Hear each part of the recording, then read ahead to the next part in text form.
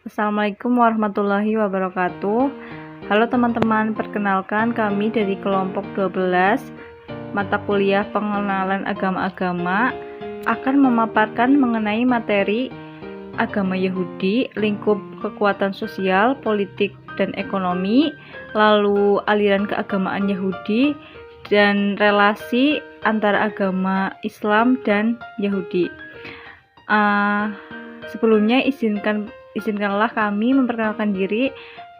Saya sendiri Syahifatin Nur Arifin, kemudian Mbak Sinta Tanzila, kemudian Mbak Sulujiah. Oke, langsung saja kita lanjut ke materinya. Ya, masuk ke materi yang pertama, yaitu kekuatan sosial, politik, dan ekonomi. Yang pertama adalah kekuatan sosial. Konteks sosial dalam agama bisa dipandang dari 4 perspektif, seperti keyakinan, pengalaman, ritual, dan komunitas keagamaan. Nah, yang pertama itu keyakinan keagamaan. Nah, keyakinan keagamaan berwujud pemikiran atau gagasan atau ide yang mana aturannya ada hubungannya dengan agama atau mencakup doktrin ajarannya. Doktrin yang berakar dari sesuatu yang dipercaya bersifat keramat dan biasanya dirangkai dalam bentuk kitab suci, doktrin keagamaan Yahudi. Berdasarkan segala hal, ide pemikiran ketuhanannya yaitu monoteisme, yang artinya Tuhan yang Maha Esa. Nah, di sini itu terdapat teks-teks yang menjadi pedoman agama Yahudi, yaitu seperti pertama, Tanakh atau Taurat. Nah, dalam agama Yahudi itu dikenal sebagai Hebrew Bible atau Bible orang Yahudi. Nah, yang kedua itu adalah Talmud. Yang ketiga itu Halakoh. Yang keempat itu Agadah. Lanjut, yang kedua adalah pengalaman keagamaan. Keikutsertaan individu secara subjektif pada yang dianggap suci. Walaupun pengalaman itu sifatnya individu, namun orang berusaha membicarakannya lewat pernyataan kepercayaan serta ritualnya. Lanjut, yang ketiga yaitu ritual keagamaan. Nah, kegiatan penandaan yang menggambarkan nilai keagamaan. Kegiatan individu berhubungan dengan nilai ketuhanan seperti sedekah, terus memberikan pakaian kepada orang yang telanjang, memberikan makan kepada yang lapar, memelihara anak yatim, janda, dan orang miskin. Lalu yang keempat ada komunitas keagamaan. Nah, komunitas ini adalah wujud keikutsertaan dalam lingkup kelompok atau golongan keagamaan. Komunitasnya juga dibagi menjadi dua, yaitu formal dan informal, yaitu resmi atau tidak resmi.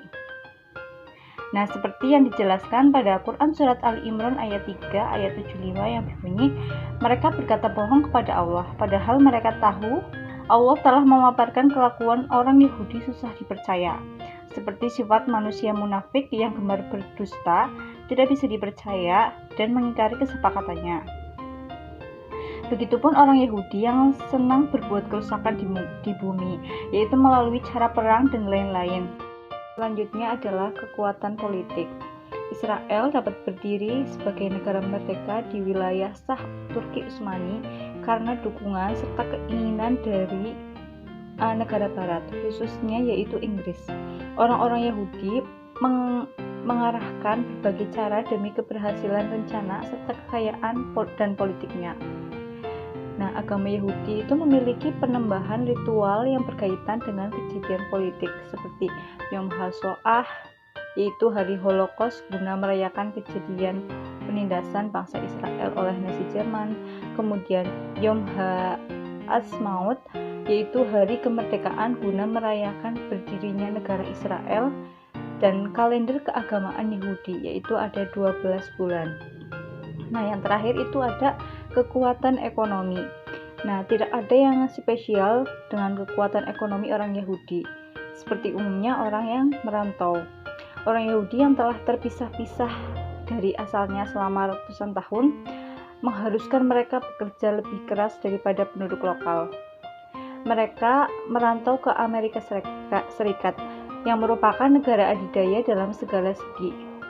Pendudukan Amerika Serikat inilah yang menjadikan pengusaha Yahudi sukses dan sangat berpengaruh. Nah, dengan demikian sebetulnya itu ada faktor yang menjadikan kekuatan ekonomi orang Yahudi seperti sekarang, yaitu orang yang merantau harus selalu berjuang lebih keras serta kedudukan negara Amerika Serikat yaitu negara adidaya. Nah, bisa kita lihat di sini kesuksesan dari orang Yahudi adalah karena mereka itu sukses di perantauan dan negara yang menunjang yaitu negara Amerika Serikat sebagai negara adidaya. Ya, materi yang selanjutnya yaitu aliran-aliran dalam keagamaan Yahudi ya.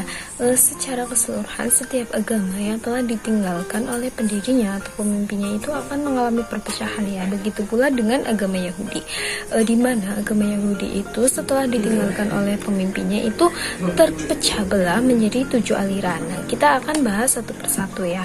Yang pertama yaitu aliran Hasidian. Aliran Hasidian ini merupakan aliran yang terdapat dalam agama Yahudi, di mana asal usulnya itu tidak diketahui secara jelas oleh siapapun. Nah, paham ini muncul itu sekitar abad ke-2 sebelum Masehi.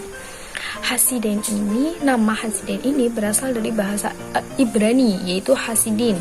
Nah, memiliki arti orang-orang yang bertakwa. Jadi orang yang mengikuti dalam aliran tersebut dikenal oleh sebagian besar orang itu sebagai orang yang selalu istiqomah atau konsisten dalam melaksanakan perintah dan selalu memanjatkan doa serta memiliki keyakinan yang sangat kuat terhadap ritual Sabat.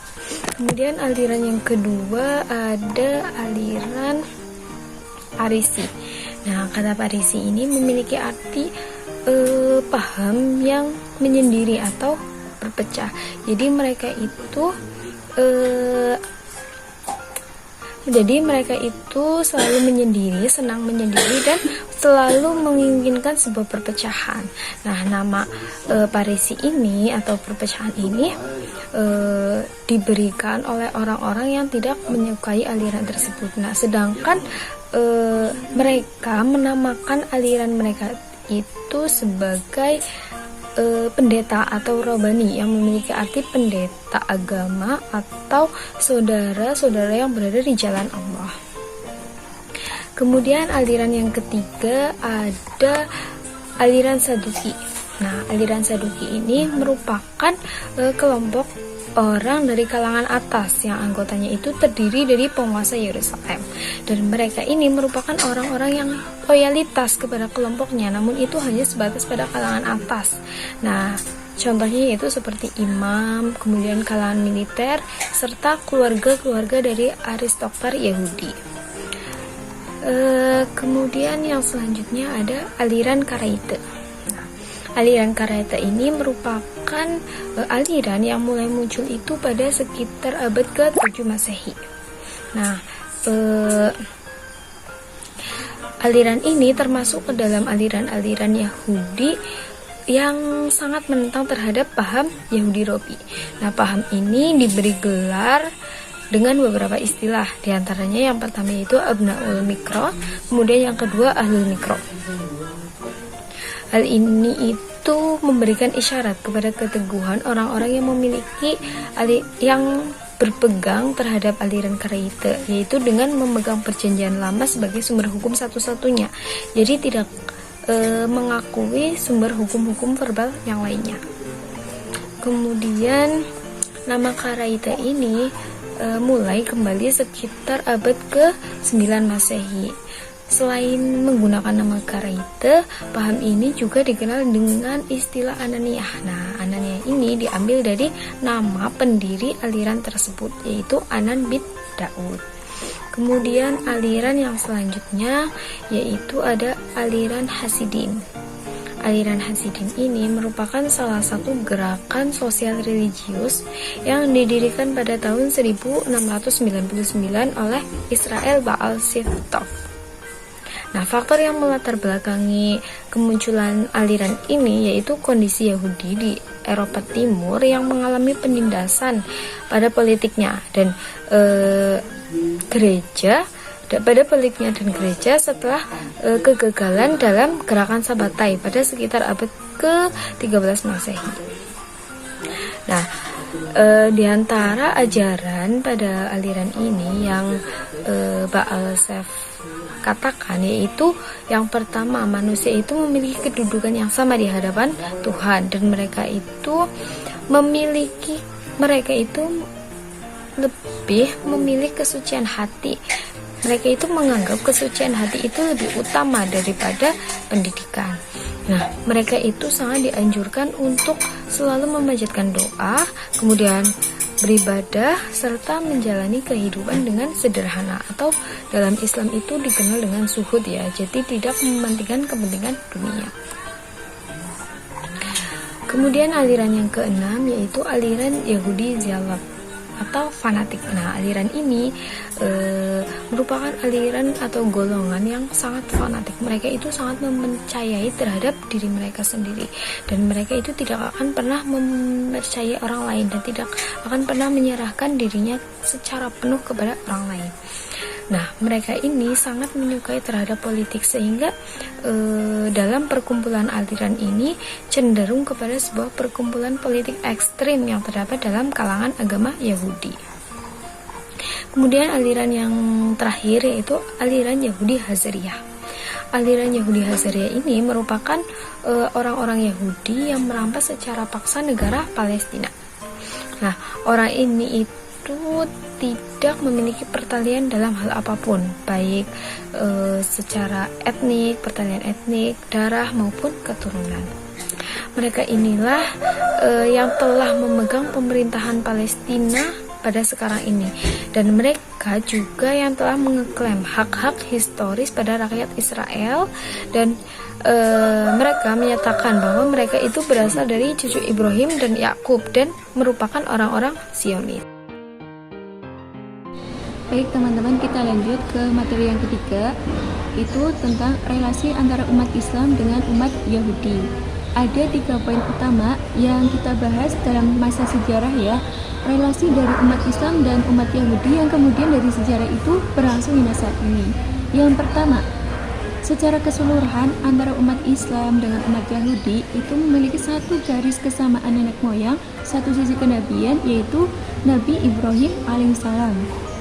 Terus yang kedua, perbedaannya dari agama Islam dengan agama Yahudi adalah ketika agama Yahudi itu berasal dari Nabi Ibrahim alaihissalam yang menikah dengan Siti Syarah, kemudian melahirkan Nabi Ishak yang nantinya itu menjadi cikal bakal dari agama Yahudi. Sedangkan yang kedua dari Nabi Ibrahim alaihissalam yang menikah dengan Siti Hajar yang nantinya melahirkan Nabi Ismail alaihissalam, inilah yang kemudian menjadi cikal bakal dari agama Islam.